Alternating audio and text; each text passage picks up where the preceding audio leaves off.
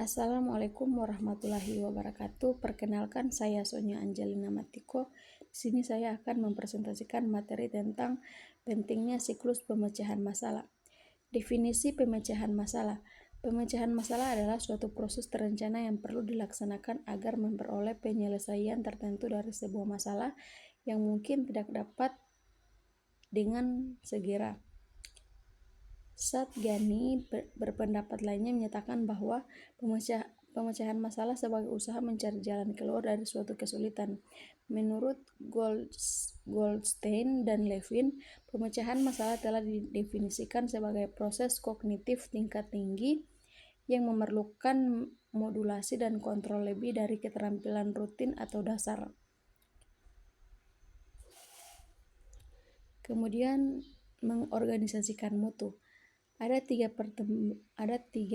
pertimbangan dan pengembangan dan pengoperasian pengorganisasian mutu terpadu ini. Yang pertama adalah identifikasi dan konfirmasi kerja mutu yang spesifikasi dan kerjasama termasuk tanggung jawab, wewenang, akuntabilitas, dan hubungan mutu dari setiap individu dan kelompok yang menentukan di dalam perusahaan dan pabrik tersebut. Pertimbangan kedua adalah identifikasi dan konfirmasi pada bidang yang sama untuk fungsi kendali mutu itu sendiri, sehingga ia dapat membantu perusahaan mencapai tujuan mutu. Pertimbangan ketiga adalah kepemimpinan manajemen perusahaan dan pabrik itu sendiri dalam pembentukan dan pemeliharaan terus-menerus organisasi mutu. Kemudian ada perencanaan mutu. Mutu tidak terjadi begitu saja, ia harus direncanakan. Mutu harus menjadi bagian penting dari strategi institusi dan harus didekati secara sistematis dengan menggunakan proses perencanaan strategis. Perencanaan strategis ini merupakan salah satu bagian penting dari total quality management. Tanpa arahan jangka panjang yang jelas, sebuah institusi tidak dapat merencanakan peningkatan mutu. Proses perencanaan dalam konteks pendidikan tidak jauh berbeda dengan biasanya digunakan dalam dunia industri dan komersial. Perencanaan mutu strategis dapat diartikan sebagai proses penyusunan langkah-langkah kegiatan menyeluruh secara sistematis, rasional, berkiat, dan berjangka panjang, serta berdasarkan visi misi dan prinsip tertentu untuk memenuhi kebutuhan dasar dan menyeluruh bagi para pelanggan. Lalu ada monitoring mutu. Menurut Salis bahwa sistem mutu selalu membutuhkan rangkaian umpan balik. Mekanisme umpan balik harus ada di dalam sistem mutu. Hal tersebut bertujuan agar hasil akhir sebuah layanan bisa dianalisa menurut rencana. Pengawasan dan evaluasi adalah elemen kunci dalam perencanaan strategi.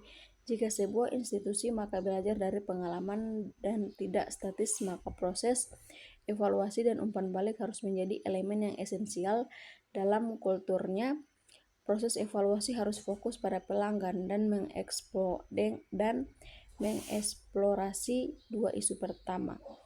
Tingkatan di mana institusi mampu memenuhi kebutuhan individual, baik internal maupun eksternal. Dan kedua, sejauh mana institusi mampu mencapai misi dan tujuan strateginya. Kemudian ada penerapan mutu. Penerapan mutu adalah pendekatan yang ditetapkan dalam suatu organisasi untuk mencapai standar kualitas yang tinggi dalam produk, layanan, atau proses yang mereka hasilkan. Tujuan utama dari penerapan mutu ini adalah untuk memastikan bahwa produk atau layanan yang dihasilkan memenuhi atau melebihi harapan pelanggan serta meminimalkan cacat atau kesalahan dalam proses produksi. Pendekatan ini melibatkan serangkaian langkah dan praktik yang dirancang untuk meningkatkan efisiensi, produktivitas, dan kepuasan pelanggan. Kemudian ada prinsip-prinsip penerapan mutu. Yang pertama, kepuasan pelanggan. Yang kedua, manajemen mutu terpadu melibatkan semua bagian dalam organisasi untuk mencapai tujuan kualitas. Yang ketiga, pendekatan berbasis bukti.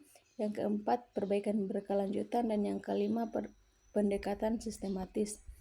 Baik, itulah hasil presentasi dari saya. Lebih dan kurangnya saya mohon maaf. Billahi taufiq wal hidayah. Wassalamualaikum warahmatullahi wabarakatuh.